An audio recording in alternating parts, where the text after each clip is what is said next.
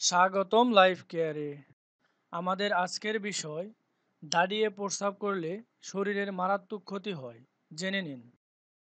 দাঁড়িয়ে প্রস্রাব করলে পুরুষের মারাত্মক ক্ষতি হয়।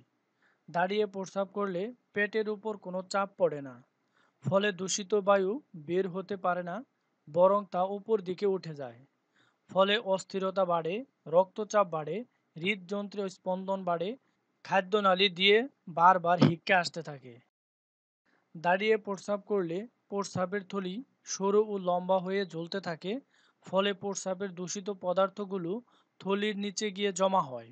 অথচ বসে প্রস্রাব করলে প্রস্রাবের থলিতে চাপ লাগে, ফলে সহজে ওসব দূষিত পদার্থ বের হয়ে যায়। দাঁড়িয়ে প্রস্রাব করলে কিডনিতে অতি সহজে পাথর সৃষ্টি হয়। দীর্ঘদিন দাঁড়িয়ে প্রস্রাব করলে প্রস্রাবের বেগ কমতে থাকে। যারা নিয়মিত দাঁড়িয়ে প্রস্রাব করেন তাদের অবশ্যই শেষ জীবনে ডায়াবেটিস, জন্ডিস, কিডনি রোগ হবেই।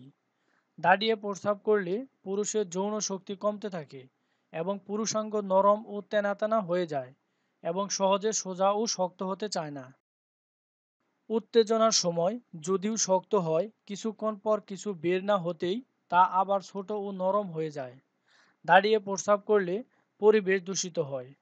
সেই দূষিত বায়ু আমাদের দেহে প্রবেশ করে বিভিন্ন জটিল রোগের সৃষ্টি করে। দাঁড়িয়ে প্রস্রাব করলে তার ছিটা দেহে ও কাপড়ে লাগে, ফলে তা দুর্গন্ধের সৃষ্টি করে।